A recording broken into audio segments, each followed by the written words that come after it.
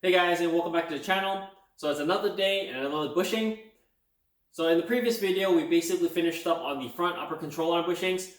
I mean, before putting everything back together, you should work on the next bushing, which is the radius rod bushing, which is what we'll be doing today. So I'm just gonna get changed and we're gonna get right to it. Alright guys, so to do the radius rod bushings, you'll need to basically remove the radius rod. For these two bolts here, these are the radius rod bolts. These are torqued to 40 foot-pounds, so I've been removing them and taking them off so many times. So while I have the control arm set up, the upper control arms out, I'm going to replace the radius rod bushings. So you basically remove these two, and then there's the big radius rod that's under here. You will basically have to go under here and remove these shields. They're held on by some bolts here. So I'm going to go ahead and remove these covers here, and then I'm going to show you guys what it looks like underneath. Alright, as you can see, I've removed, I guess, half the cover. The other side's still on. I'll just do one side at a time. So you can see that the radius rod is right here. These are still the factory markings, by the way. So it looks like they've never been removed before, so it is a good time to kind of replace them. There's quite a bit of rust here, surface rust, but yeah, so basically one bolt here that you got to undo, and then you got to undo the other two to the arm, and the radius rod bushing should come right out.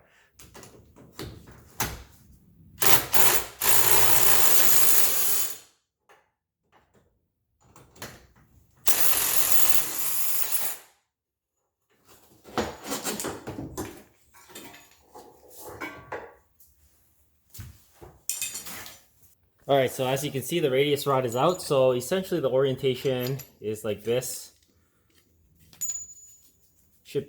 We're going to put some anti-seize on there after, but it should be like this. So this is the box of bushings that I have. So I only need two, but let's see if they all look the same. Yeah, they're all the same part number.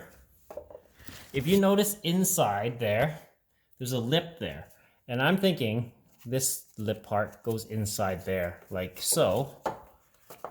And that should seat on. So it shouldn't go the other way. So the bushing should actually be like this on the radius rod. So this pin has to come back out.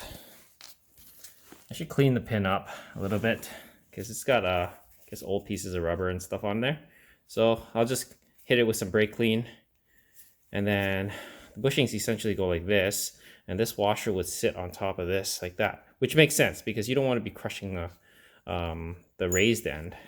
So let's go ahead and reinstall this after I clean this up.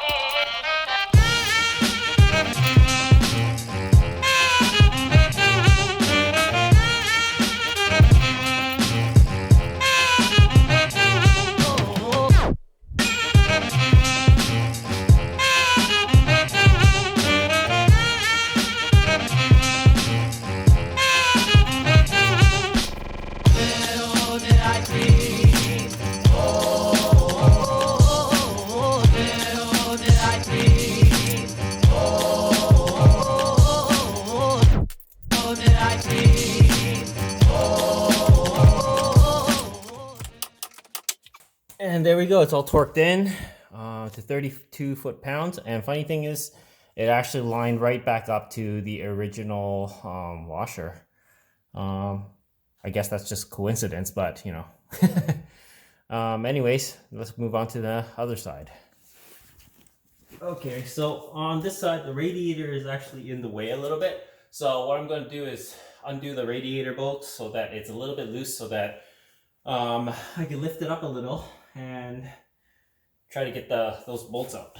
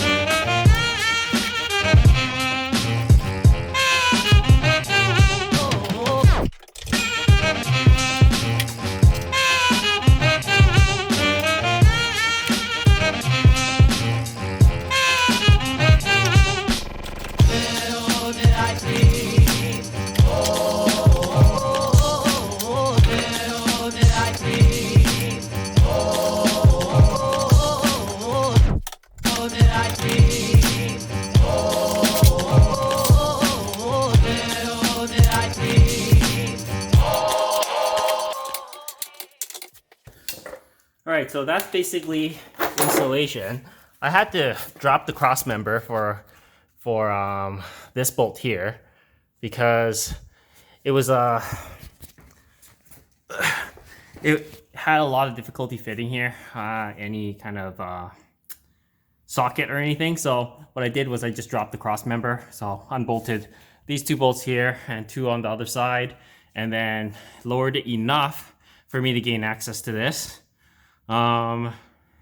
That's basically it, and then torqued it down to 32. These I don't know what the torque specs are for the cross member because it doesn't have it in the Honda manual. So I just torqued it down to 40 foot-pounds. That should be good enough. Most suspension components are 40 foot-pounds anyways. So if anything, if I find it online, then I'll retorque them to the proper specs. But I think 40 foot-pounds might be the correct one. So now basically just put all the covers back, and that's the install for the radius rod bushings. So that was the install for the radius rod bushings. It wasn't too difficult to do, but I would suggest doing it along with another front suspension component because you already have some of the stuff taken off. Main thing I guess you need to take off is the fork for the front shocks, I guess, because that is the part where you need access to the radius rod bolts. Other than that, you need to lower the front cross member a little bit so that you can gain access to the passenger side and loosen and tighten the bolt there. But that's basically it. I hope this video helps you guys out. If you guys haven't already, please comment, like, and subscribe. And as always, guys, I'll see you in the next video. Cheers!